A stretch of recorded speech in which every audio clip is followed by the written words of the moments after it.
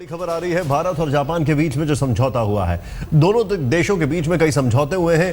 High speed train से लेकर विकास में भारत जापान जो है वो भारत में करीब $12 अरब की मदद करेगा। भारत जापान के बीच कई बड़े करार हुए हैं। हाई स्पीड ट्रेन को लेकर समझौता हुआ है। और अगर बात की जाए क्रक्स की, तो कुल मिलाकर लबो-लुबाब यह है कि सिर्फ रेलवे में $12 अरब की मदद करेगा जापान। यानी भारत की प्रगति में जापान का साथ। क्योंकि इससे पहले एक बातचीत में प्रधानमंत्री ने सीधे तौर पर कहा कि हमें हाई स्पीड ट्रेन ही नहीं, हमें हाई स्पीड ग्रोथ भी चाहिए। प्रधानमंत्री ने यह भी कहा कि कई चीजें ऐसी हैं जो हम जापान से दे सकते हैं। लेकिन अब जापान और भारत के बीच में जो रिश्ते हैं उसको लेकर यह तस्वीर एक नई सामने आ रही है।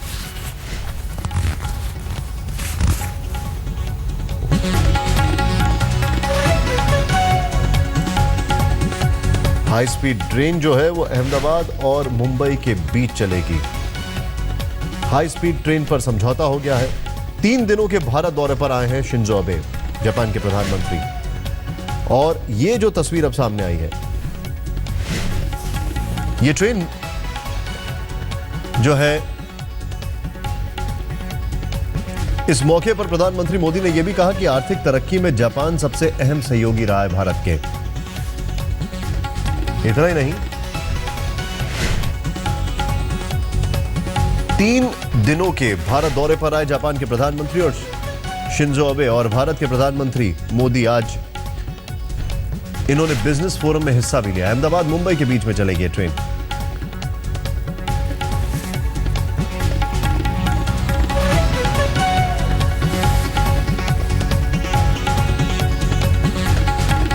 इससे पहले जो बिजनेस फोरम हुआ उसमें बाकायदा प्रधानमंत्री ने यह भी कहा कि Bharat make in India mission के तौर पर काम करे, यह समझ में आता है, लेकिन जापान में भी मेक इन इंडिया मिशन के तौर पर चलाया जा रहा है। यह भी एक बहुत बड़ी बात है।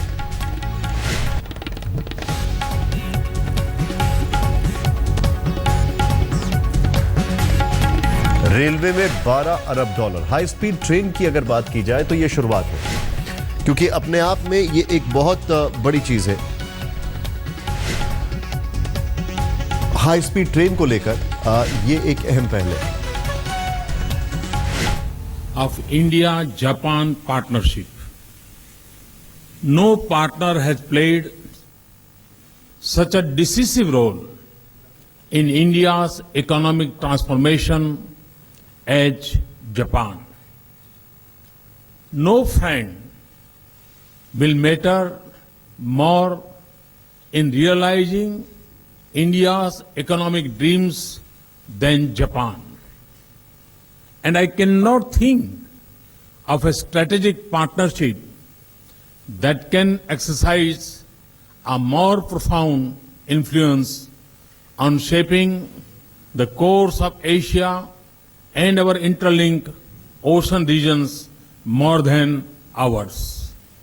That is why we deeply value our special strategic and global partnership. It enjoys unmatched public goodwill and political consensus in India.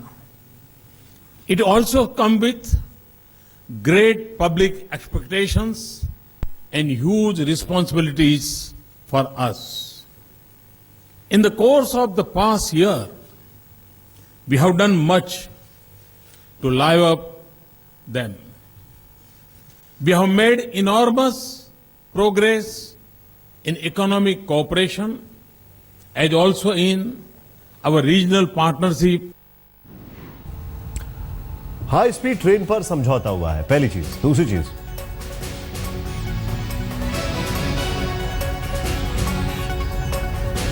नवीकरणीय ऊर्जा के शांतिपूर्ण इस्तेमाल में भी सहयोग। रक्षा उपकरण तकनीक पर समझौता। आर्थिक सहयोग पर समझौता।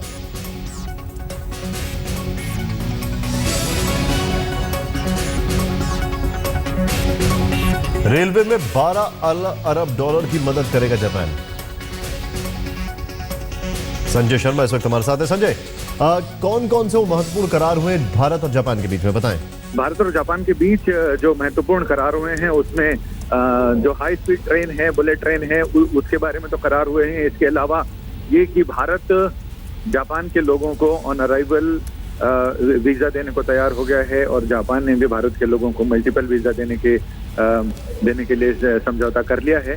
तो जाहिर है, और दोनों नेताओं ने ये कहा है कि रिश्तों की एक नई शुरुआत, रिश्तों की एक आर्थिक और सुरक्षा के रिश्तों की एक नई डोर में दोनों देश बंध रहे हैं, जिसमें आपसी विश्वास भी बढ़ा है दोनों देशों के बीच, और सहयोग के साथ साथ रिश्तों का एक नया दौर शुरू हो रहा है, जिसमें ये कहा गया कि जो न्यूक्लियर डील है, जो दोनों देश जो परमाणु ऊर्जा है उसके साझा इस्तेमाल में और शांतिपूर्ण इस्तेमाल के लिए सहमत हो गए हैं। यानी ये कुछ बड़े एग्रीमेंट हैं। इसके साथ ही जापान के प्रधानमंत्री ने यह कहा। संजय, बहुत बहुत शुक्रिया इस जानकारी के लिए। लेकिन बुलेट ट्रेन की अगर हम बात करें तो आखिर क्या होती है बुलेट ट्रेन, जिसे हम हाई स्पीड ट्रेन कह रहे हैं? आखिर इससे क्या होता है, कैसे चलती है? हमारी सहयोगी अंजना ओम कश्यप, जिन्होंने हाल ही में चीन में इसका जायजा लिया था, आइए देखते हैं।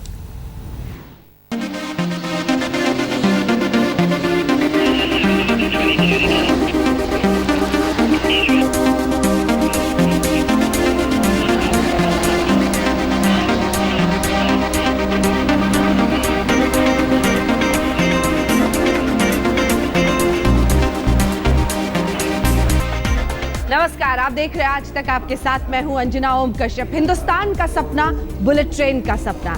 आज हम भारतीय रेलवे की धरातल पर देखेंगे कि बुलेट ट्रेन की रफ्तार यानी 300 किलोमीटर प्रति घंटे की रफ्तार और आप में अभी कितना है फासला।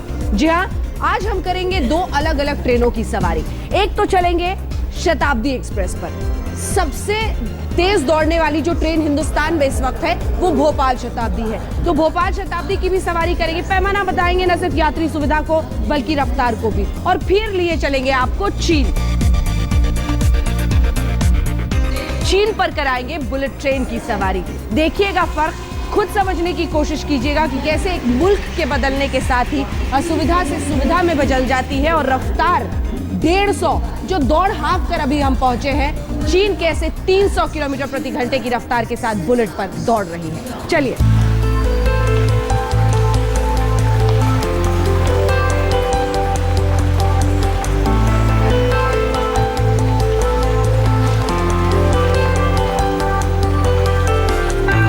ठीक 6 बज रहे हैं और शताब्दी एक्सप्रेस अब दिल्ली के इस प्लेटफॉर्म से रवाना हो रही है आगरा के लिए।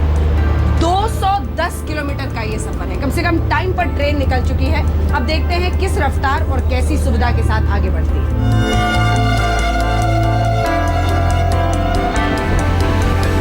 भाई साहब, साफ सफाई रखते हैं? हाँ जी, बिल्कुल जी, साफ सफाई रखते हैं हम लोग। बस अभी से भोपाल तक की, क्योंकि आगरा में तो अभी आप सिर्फ नाश्ता दे रहे हैं, अभी तक से भोपाल तक में कितनी बार सर्व करते हैं खाना? हम 4-5 बार सर्विस होता है। कि रेलवे मंत्रालय की ही रिपोर्ट कहती है कि 65,000 करोड़ से कहीं ज्यादा रुपए लगेंगे अगर हिंदुस्तान में बुलेट ट्रेन लानी है, लेकिन रखा गया सिर्फ 100 करोड़। पटरियां नए सिरे से बिछानी होंगी। इन पटरियों पर नहीं, अलग एक मैकेनिज्म के जरिए एक अलग टेक्निक की पटरियां बिछाने की जरूरत। जो बोगीज होंगी ऑटोमेटेड डोर्स उनमें होनी जरूरी है। जो आसपास के इलाके हैं 300 किलोमीटर प्रति घंटे की रफ्तार से जब ट्रेन दौड़ेगी तो वहां का ख्याल रखना होगा। और इसी पर हम आपको बताते हैं कि जो स्टेबिलिटी टेस्ट है, क्योंकि जब चाइना की बुलेट ट्रेन में हमने इसी तरह का स्टेबिलिटी टेस्ट किया तब तस्वीर बिल्कुल अलग दिखी थी। 2 बैटरी रखते हैं इसको फ्लोर पर और देखते हैं कि क्या होता है।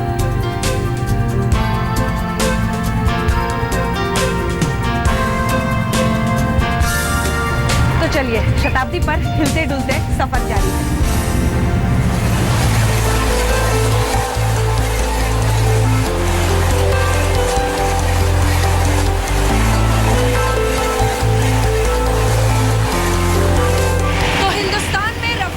समझौता हुआ, ये फैसला लिया गया, घोषणा की गई कि गतिमान एक्सप्रेस दिल्ली से आगरा आपको 160 से 200 किलोमीटर प्रति घंटे की रफ्तार पर दौड़ाएगा। फिजिबिलिटी टेस्ट हो चुके हैं, पटरियों पर ट्रेन की पूरी तैयारी है, बोगीज भी बन चुकी है, लेकिन अभी भी महीने दर महीने मोहलत पर उसे आगे खिसकाया जा रहा है।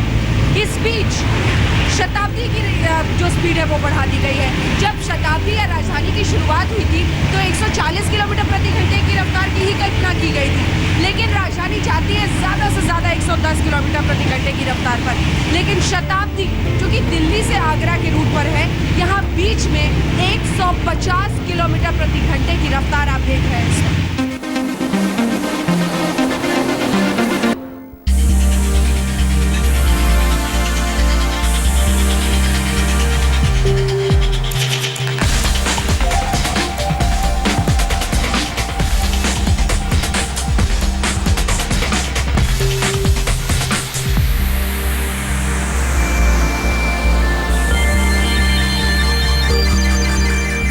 शंघाई में हम मौजूद हैं, वही शहर जो समुद्र पर राज करता है, लेकिन यहाँ हम पहुंचे हैं तेज रफ्तार के सफर पर। जी हाँ, रफ्तार ही अगर पैमाना है और रफ्तार ही अगर मंजिल है और रेल बजट और बुलेट ट्रेन के साथ ही हिंदुस्तान को आगे बढ़ना है, तो हम मौजूद हैं इस वक्त शंघाई के रेलवे स्टेशन में।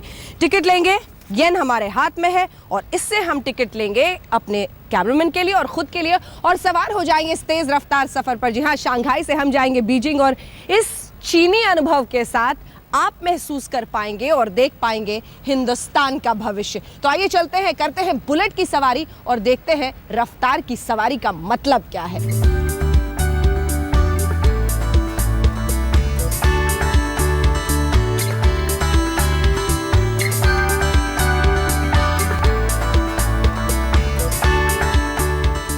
तो लगभग जो नज़ारा हम राजधानी में, हिंदुस्तान में किसी एयरपोर्ट पर देखते हैं, वैसा ही नज़ारा यहाँ पर दिख रहा है। जी हाँ, जैसे वहाँ पर एयर होस्टेसेस तैयार होती हैं लोगों की सेवा के लिए, वैसे ही यात्रियों के लिए तैयार हैं ये तमाम लड़कियाँ, महिलाएं जो कि होस्टेस का काम करेंगी ट्रेन पर। बहुत दिलचस्प सवारी ये लगती है और निकल पड़ते हैं। टिकट अभी लेना है, लेकिन उससे पहले ये नज़ारा हमने सोचा आपको ज़रा दिखा दें।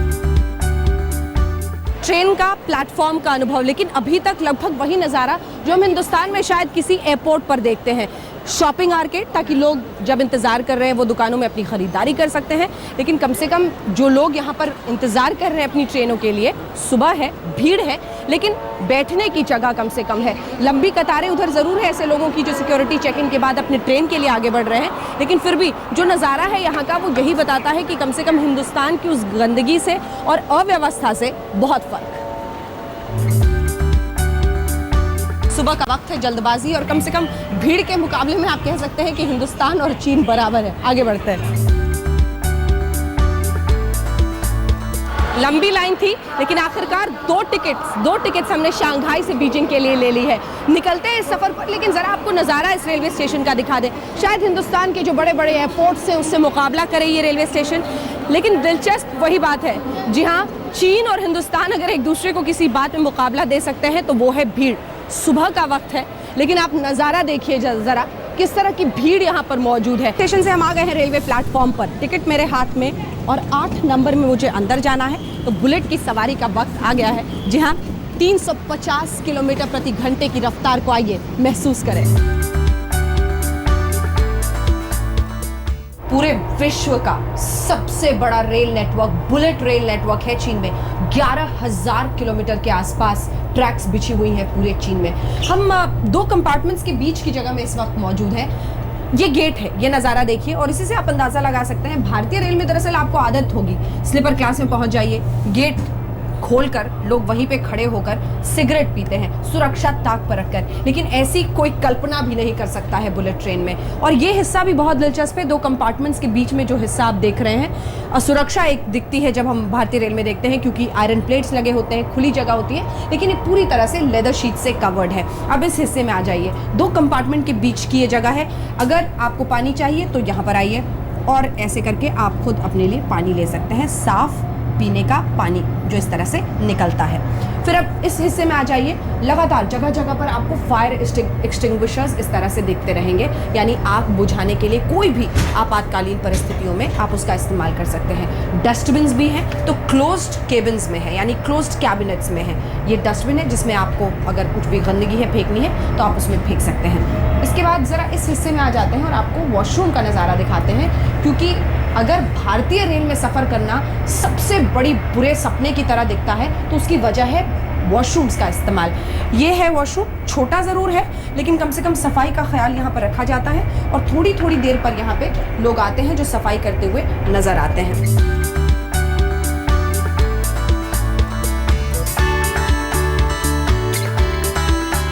ऐसे वॉशरूम्स जैसे हम एरोप्लेन पर यूजुअली हिंदुस्तान में देखते हैं, जिसमें सक्शन सिस्टम का इस्तेमाल होता है फ्लश करने के लिए, तो ये देखिए ये तरीका है जिससे आप साफ सफाई का खास ख्याल रखा जाता है। इधर बेसिन भी है, सोप वॉश भी है। जो इंतजाम इस ट्रेन के अंदर दिखते हैं उससे साफ आप अंदाजा लगा सकते हैं कि कम से कम एक स्तर सफाई की यहाँ पर रखी जाती है और लोग बार बार यहाँ पर सफाई के लिए पहुंचते रहते हैं।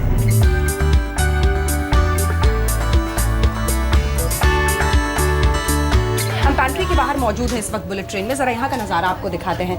लगभग सारा का सारा खाना पहले से बाहर से बना हुआ यहाँ पर आता है। प्लेट्स को यहाँ पर पैंट्री में रखा जा रहा है और फिर लोगों को ये प्लेट दे दिए जाएंगे उनके खाने में। तो लगभग जैसा हम एयरपोर्ट पर एरोप्लेन में देखते हैं वैसे ही तस्वीर, यानी बुलेट के अंदर खाना नहीं बनता। चीन ने रफ्तार की ताकत और उसके महत्व को बहुत पहले समझ लिया था। जी हाँ, एक आर्थिक महाशक्ति अगर आपको बनना है और आपके पास ऐसी ट्रेनें हैं जो आपको घंटों ट्रैवल करने पर यानी सफर पर लेट कर दें, लेट लतीफी करें, तो आपकी अर्थव्यवस्था, आपके कारोबार को क्या असर होगा आप अंदाजा लगा सकते हैं। चीन ने उस रफ्तार की ताकत को, उसके मतलब को बहुत पहले समझ लिया था, कई दशक पहले, और इसीलिए बुलेट ट्रेन के साथ वो आगे बढ़े। 11,000 किलोमीटर पूरे चीन में, और शंघाई से बीजिंग लगभग 1400 किलोमीटर भी अगर आपको जाना है तो आप सिर्फ 3 या 4 घंटे के आसपास में वो सफर पूरा कर सकते हैं। इससे कारोबार को फायदा होता है, लोगों के लिए आसानी होती है, और इसी मतलब के साथ, इसी रफ्तार की ताकत के साथ चीन आगे बढ़ा तो तस्वीर बदल गई। आराम, सफाई और रफ्तार तीनों आपके सामने है। जी हाँ, बुलेट पर हम हैं सवार, तिरंगा कर रहा है उधर बुलेट का इंतजार। लेकिन भारतीय रेल की बात सोचिए जरा, हमने उसे बीमार कर दिया और बल्कि बीमार रहने दिया, होने दिया, और इसीलिए आज सूरत ये है कि गंदगी, उसके साथ ही जगह जगह पर परेशानियां, लेट लतीफी ट्रेनों की, ट्रेन हादसे भारतीय रेलवे की पहचान बन गए हैं। यहाँ पर लेकिन नज़ारा बिल्कुल अलग है, और ये जो पूरी दूरी हम तय कर रहे हैं बहुत दिलचस्प है। जी हाँ, शंघाई से बीजिंग लगभग 1300 से 1400 किलोमीटर है। 4.5 घंटे में हम ये पूरी दूरी पूरा करेंगे, यानी 300 किलोमीटर प्रति घंटे की रफ्तार से भागने को ये ट्रेन बेताब है, और उसी के साथ रफ्तार, उसकी ताकत आइए महसूस करते हैं। ट्रेन 300 किलोमीटर प्रति घंटे की रफ्तार से दौड़ रही है।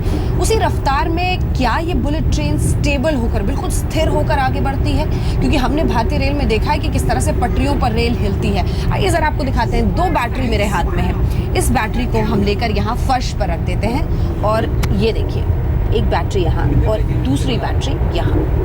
अब फर्श पर किस तरह से ये बैटरी बिल्कुल स्थिर खड़ी है लगभग, इससे आप अंदाज़ा लगा सकते हैं कि किस तरह से स्थिर होकर आप इस ट्रेन पर सवारी कर सकते हैं। अब इस एक बैटरी को लेकर मैं यहाँ पर लिटा देती हूँ, क्योंकि अब उसके लिए आगे पीछे भागना ज़्यादा आसान हो जाएगा।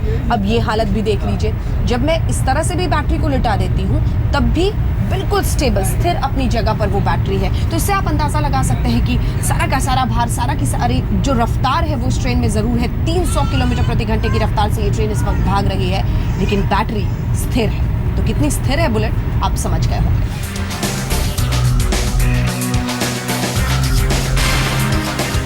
300 किलोमीटर प्रति घंटे की रफ्तार है, लेकिन कॉफ़ी का मेरा मग देख लीजिए, पूरी तरह से भरा हुआ है। चलने में मुझे कोई दिक्कत नहीं हो रही है। कम से कम इससे ये अंदाज़ा लगाया जा सकता है कि इतनी स्पीड के बावजूद बिल्कुल मूवमेंट करने पर, यानी आगे पीछे होने पर ज़्यादा दिक्कत नहीं हो रही, और कम से कम ये कॉफ़ी छलक नहीं रही।